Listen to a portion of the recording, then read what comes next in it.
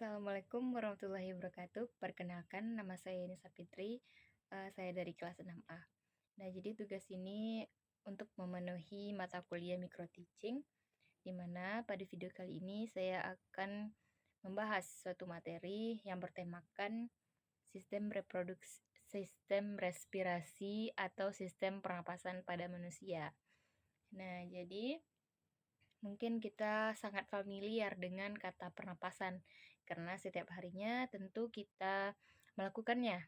Tentunya kita sebagai makhluk hidup bernafas. Nah, jadi saya akan mengulas sedikit materi mengenai pernapasan ini, yaitu mulai dari definisi organ yang bekerja dan bagaimana mekanismenya. Nah, jadi yang pertama itu ada definisi dari sistem pernapasan itu sendiri. Nah, jadi sistem pernapasan itu merupakan suatu proses pertukaran antara eh, antara oksigen dengan karbon dioksida. Nah, yang terjadi pada makhluk hidup dengan lingkungannya. Nah, kenapa kok dengan lingkungan? Jadi kita ketahui dulu dari mana manusia itu memperoleh oksigennya, dan tentunya manusia memperoleh oksigen itu dari lingkungannya atau dari atmosfer. Nah, sedangkan manusia itu sendiri hanya akan menghasilkan karbon dioksida. Nah, jadi secara singkatnya, sistem pernapasan itu adalah proses pertukaran antara gas oksigen dan karbon dioksida yang dilakukan oleh makhluk hidup dengan lingkungannya. Nah, selanjutnya kita masuk nih ke dalam organ apa saja sih yang berperan dalam mekanisme ini. Jadi, di dalam suatu mekanisme atau suatu proses tentu ada yang berperan gitu, yang memegang peran. Nah, di dalam sistem pernapasan ini ada beberapa organ yang berperan di dalamnya. Organ-organ tersebut itu adalah di sini saya sudah menyiapkan perinannya. Nah, yang pertama, secara gamblang kita juga mengetahui kalau bernapas itu dimulai dari hidung, dan kita juga sehari-hari merasakan kan. Kita bernapas dengan hidung, kita meniup udara itu melalui hidung. Nah, jadi sudah pasti organ yang digunakan pertama itu adalah hidung. Hidung. Nah, jadi di hidung ini nanti apa sih fungsi hidung? Ya, yang pertama itu adalah menghirup udara dari atmosfer. Nah, selain itu juga di dalam hidung ini juga akan terjadi yang namanya pelembapan dan penyaringan udara atau penyaringan udara yang kotor. Kok bisa? Kenapa kok hidung bisa menyaring dan melembabkan udara gitu? Nah, jadi di dalam hidung kita kan terdapat lendir.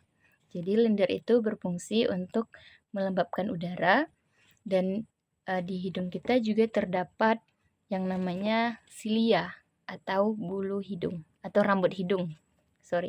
Rambut hidung. Nah, di rambut hidung ini berfungsi untuk menyaring kotoran yang ada di udara. Nah, setelah hidung kemana? Setelah memasuki hidung, udara akan menuju ke yang namanya faring. Nah, faring ini atau disebut juga dengan rongga tengkak. Nah, di sini ada epiglotis.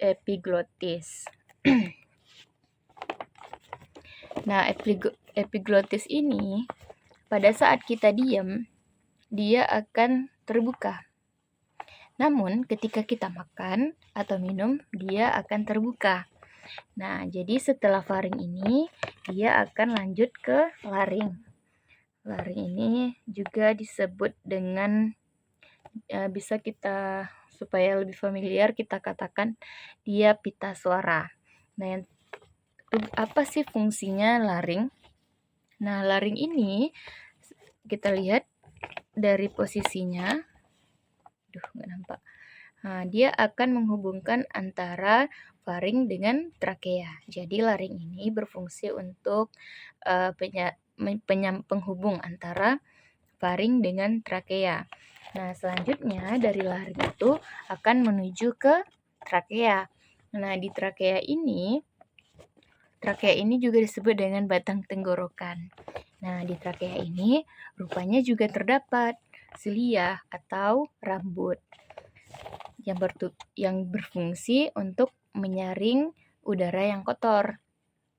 Nah, ternyata selama proses pernapasan itu, mulai dari hidung sampai ke trakea, itu ada sampai nanti ke alveolus, nanti itu ada 2 kali penyaringan. Yang pertama tadi penyaringan di organ hidung, yang kedua itu penyaringan di trakea. Nah, jadi selama proses terjadinya pernapasan itu terjadi 2 kali penyaringan udara kotor. Nah, selanjutnya dari trakea kemana? Nah, dari trakea ini kita lanjut ke bronkus. Bronkus. Nampak? Bronkus ini trakea, terus ini ke bronkus. Bronkus ini merupakan cabang dari trakea tadi. Jadi nanti bronkus ini bercabang lagi menjadi broncholius. Broncholius itu akan bercabang menjadi alveolus. Nah, jadi broncholius ini ada kanan dan kiri. Nah, setelah itu selanjutnya dia akan ke alveolus. Nah, di alveolus ini terjadilah yang namanya pertukaran gas antara oksigen yang kita hirup tadi dengan karbon dioksida. Nah, di sini adalah di alveolus adalah tempat terjadinya pertukaran udara. Sekilas untuk mengetahui saja, teman-teman.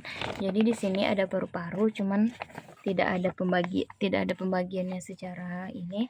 Cuman perlu kita ketahui, pada paru-paru bagian kanan dia memiliki 3 lobus, sedangkan paru-paru yang sebelah kiri dia biasanya hanya mempunyai 2 lobus. Dan nanti juga di paru-paru ini terdapat yang namanya pleura, di mana pleura itu adalah selaput yang membungkus paru-paru. Baik, untuk selanjutnya kita masuk ke mekanisme. Tadi kan kita sudah membahas definisinya seperti apa dan organ apa saja yang bekerja. Nah, yang ketiga ini kita masuk ke mekanismenya seperti apa.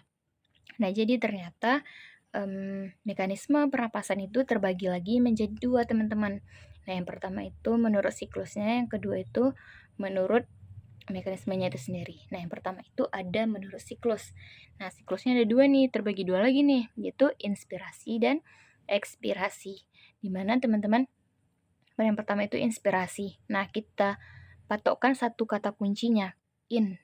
Berarti in artinya masuk kan? Nah, berarti inspirasi ini adalah udara yang masuk.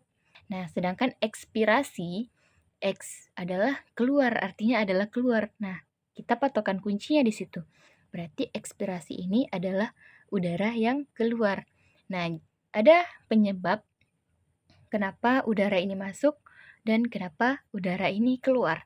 Nah, kenapa dia masuk? Karena tekanan di dalam organ paru-paru itu kecil, teman-teman. Sedangkan kenapa dia keluar? Karena tekanannya besar.